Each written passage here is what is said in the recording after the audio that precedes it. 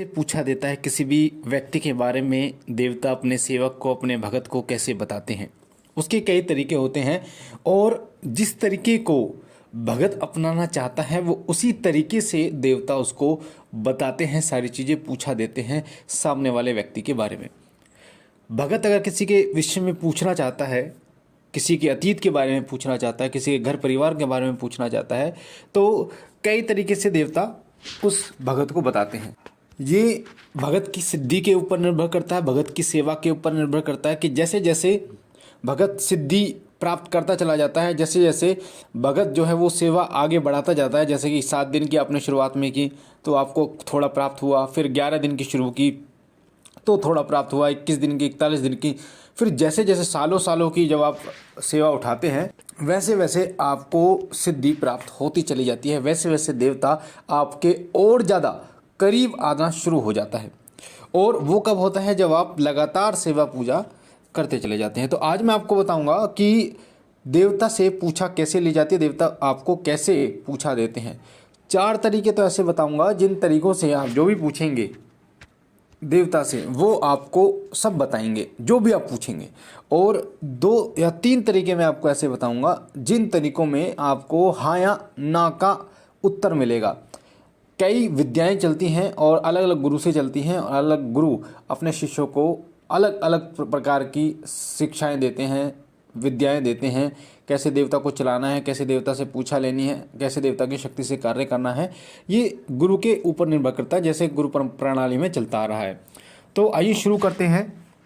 अगर आप पहली बार शिव कृपा परिवार पर हैं तो हमारे साथ जुड़ने के लिए वीडियो के नीचे जो लाल कलर का बटन है सब्सक्राइब का, उसे दबा के चैनल को सब्सक्राइब कीजिए। साथ ही बेल आइकन को दबाइए, घंटे के निशान को ऑल पर क्लिक कीजिए ताकि जो जानकारी हम डालें वो आपको सबसे पहले मिले। इसमें आपका कोई भी पैसा नहीं लगता।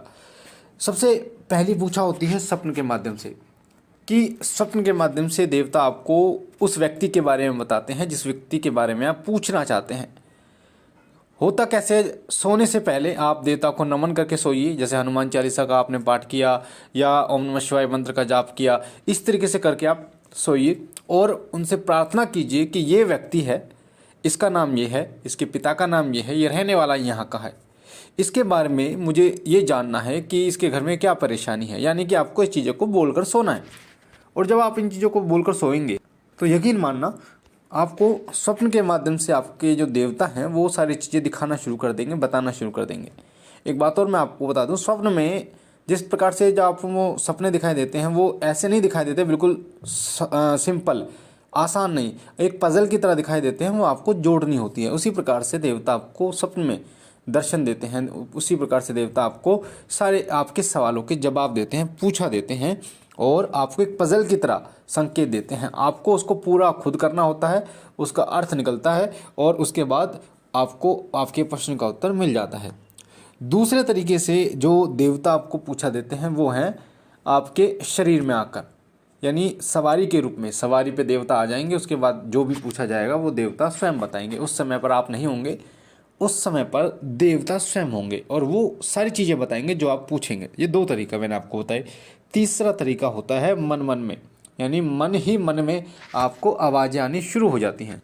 ये जो मन मन की सिद्धि होती है ये काफ़ी सेवा करने के बाद आपको प्राप्त होती है, जिसमें सामने वाले व्यक्ति के बारे में अपने आप ही आपके मन में ये चलना शुरू हो जाता है कि ये व्यक्ति का नाम ये है, ये व्यक्ति यहाँ से आया है, इसके साथ कोई प्रेत है नहीं है, इसकी नौकरी छूटी हुई है नहीं है, इसके परिवार में इतने बच्चे हैं, इसकी पत्नी है नहीं है, शादी हुई है नहीं हुई है। ऐसे बहुत सारे प्रश्नों के उत्तर आपके मन मन में स्वयं आने शुरू हो जाते हैं जब आप मन मन की सिद्धि कर लेते हो। मन मन की सिद्धि का मतलब होता है कि आप सेवा बढ़ाते चले जाते हैं, बढ़ाते चले जाते हैं। जैसे धोने की जो सेवा होती है 11 दिन की आपने शुरुआत में ली, उसके बाद में आपने 41 दिन के लिए उठा ली, उस तरीके से बढ़ाते आप चले जाते हैं तो आपके देवता की तरफ से आपको सिद्धियां प्राप्त होनी शुरू हो जाती हैं।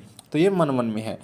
चौथा जो पूछा देने का तरीका होता है देवता का वो होता है कान में आवाज़ आती है। आपके कान में आवाज़ कैसे आती है कि आप एक स्थान पर बैठ जाते हैं और देवता से पूछना शुरू कर देते हैं। कई लोगों ने देखा होगा कि उनको ऐसा लगता है कि ये व्यक्ति बड़बड़ा क्यों रहा है, ये किससे बात कर रहा है, हमें तो कोई दिखाई नहीं देता।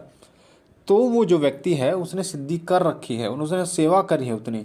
कई ऐसी सिद्धियां होती हैं जो पानी में खड़े होकर की जाती हैं, कई ऐसी सेवा होती हैं जो नदी के तट पर की जाती हैं, कई ऐसी सिद्धियां होती हैं जो मंदिर में की जाती हैं, कई शमशान में की जाती हैं, कई पर्वतों पर की जाती हैं। तो इस तरीके से सिद्धियां प्राप्त होती हैं और फिर वो शक्तियां आपको जैसा आप पूछते हैं वैसे आपको बताती हैं। तो जो चौथी है वो कान में आवाज़ आना।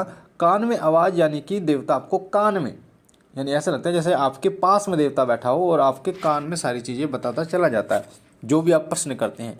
कई भगत बोल बोल कर प्रश्न करते हैं, जैसे किसी के बारे में पूछते हैं कि ये व्यक्ति है, इसका नाम ये है, इसको क्या परेशानी है, सबको सुनाई देता है। और कई व्यक्ति मन मन में प्रश्नों का उत्तर ले लेते हैं।